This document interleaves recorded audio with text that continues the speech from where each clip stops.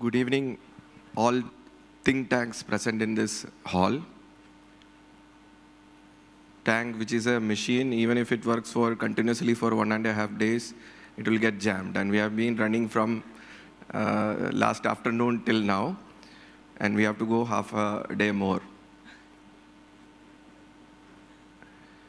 When I was invited to this session by Ram Madhavji, and I thought I have a technical background. I worked for a corporation, MNC, Microsoft, for 5 years before coming to service, IPS service.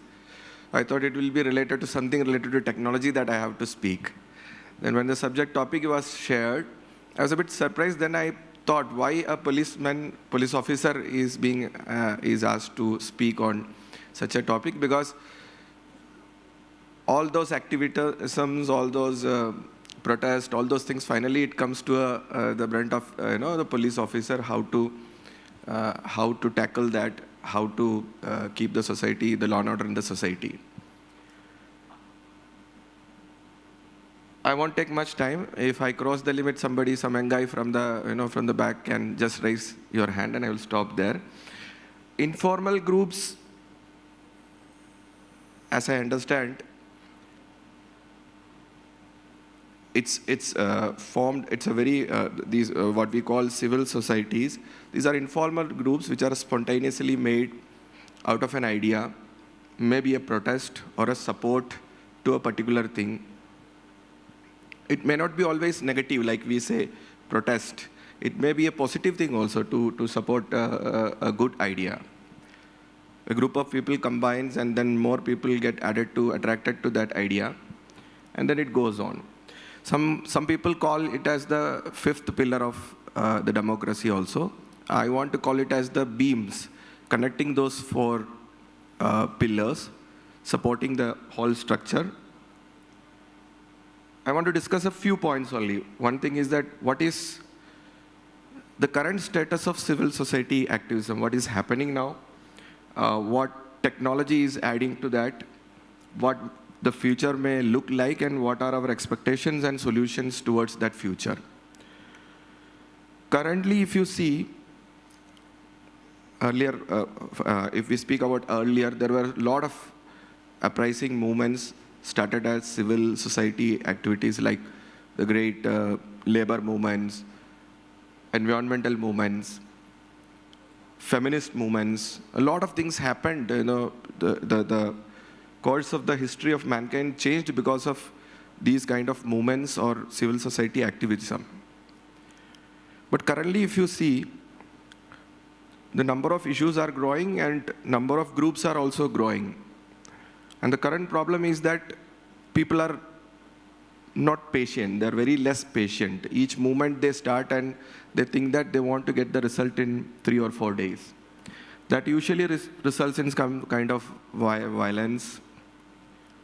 Leaders are more selfish. Leaders are not, usually in this kind of movements, leaders are not supposed to be there, but leaders are rising up, and they're more selfish, and they have more agendas than the actual goal of the group.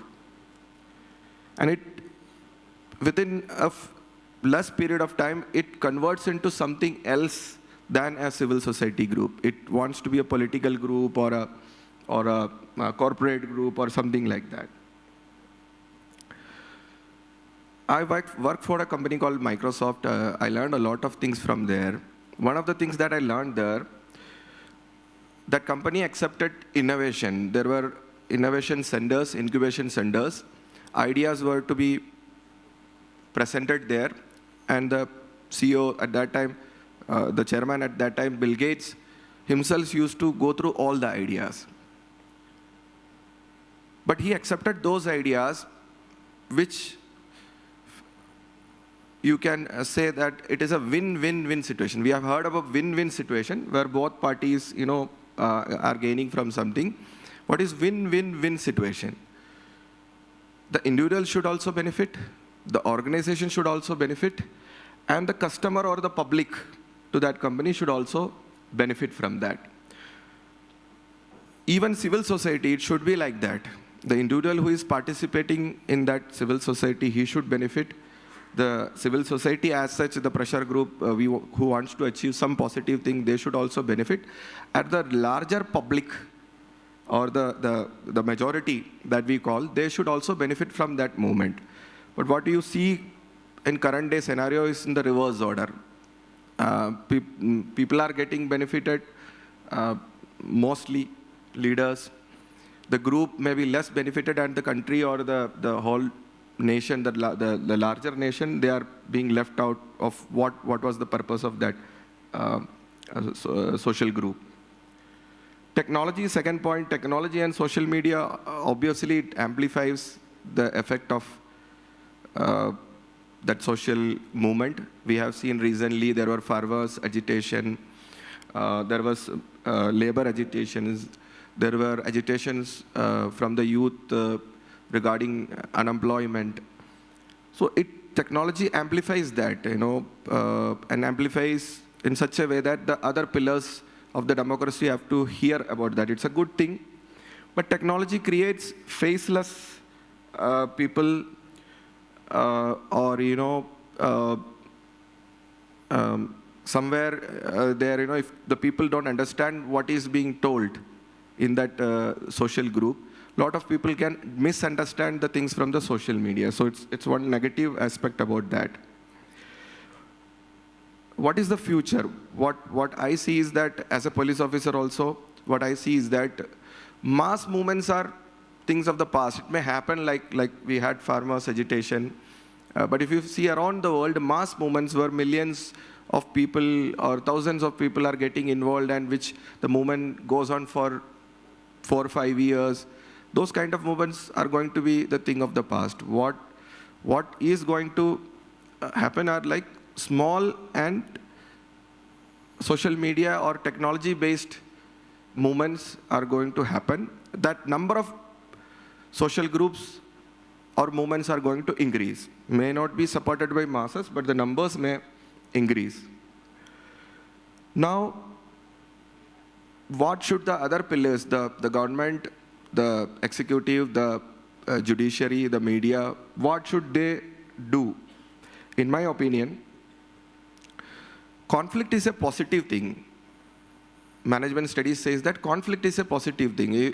Even in a house, there should be conflict between the husband and wife. In a company, there should be conflict between the management and the laborers. In a government, there should be conflict between the opposition, between the public and the government. Conflict should be there. Everything is good. If everything is good, something is very bad is going on. The conflict is a very positive thing, but it has to be addressed in a proper way, not in a negative way. Protests are required, but the methodology, the method of protest is what important. So in my opinion, all the 4 pillars of the democracy, they should accept civil society movements, because what we have seen, if it is for the protection of environment, if it is protection of the rights, for the removal of inequality, it is required. Last point, what I want to say, a lot of people talked about Metaverse. Even I was asking a question when I was sitting there. In Metaverse, it's such a complex thing. You have to build the entire world as it is in the Metaverse, then it will work. Like, you need the police, you need the government, you need the authorities in the Metaverse present in physical form, then only it will succeed. And technology, from my experience, when I was working in Microsoft, email was a very big thing. Without email, nothing would have happened. And email, a lot of applications, lot of technologies were built around email. But we have seen in 4 or 5 years how that email technology declined, and then when the social media came up, nowadays very, very few people, only for formal communication, they use email. Otherwise, people are using social media to share a text or multimedia, video, audio, anything. So, Metaverse, a lot of people are investing money in that. Companies like Facebook, Microsoft, they are betting on that like anything. A lot of things inside the Metaverse have changed. Like earlier in a central land, in Metaverse, each land has a cost. So if you have to build a store inside a metaverse, you have to buy that land. That 5 years before, when I used to check that, that was 300, 400 rupees per square feet. Now, it's almost 3.5 to 4 lakh rupees per square feet in main areas of the metaverse that they are talking about, central land or something like that. So a lot of investment is going, value is being added, but nobody knows that maybe some other technology will crash land in between, or one particular application of metaverse will catch up and the rest things will remain there. What I want to say is that it's a good thing to dream, but we have to be in the reality also. The reality is people. No technology or no organization, no society will not survive with its base, that is people. People are very important. When I was a student, I thought that science is the most important thing. Like we also do. Like if you ask, what subject your child want to take, you will say science. If you don't qualify for science, you will take social science. And if you don't even get that, you will go for the study of languages. This is the general perception. But once I wrote UPSC, when I came into public service, I realized that it is the opposite way. You need language first. Then you need social sciences like economy, sociology, and then comes the science. For example, if Edison has invented lamp, it's a science. But inventing an incandescent lamp is not the big thing. It has to reach each and every house in the country. So you need marketing, you need economy, commerce in between. And finally, at the doorstep, you have to deliver that bulb, you need language to speak. So without the language or without the social science, that science is of no importance. So my point is that civil society, which is comprised of people, that should be there, that voice should be there. No government or no media or no any other authority force can't suppress that. It's the responsibility of the people who are running that civil society to do it in a proper manner. The conflict should be addressed in a proper manner. There is no doubt in anybody's mind that India is moving towards that place. India 2.0 is a big occasion. Next 20 years will define the future of India and the world, and India will define the future.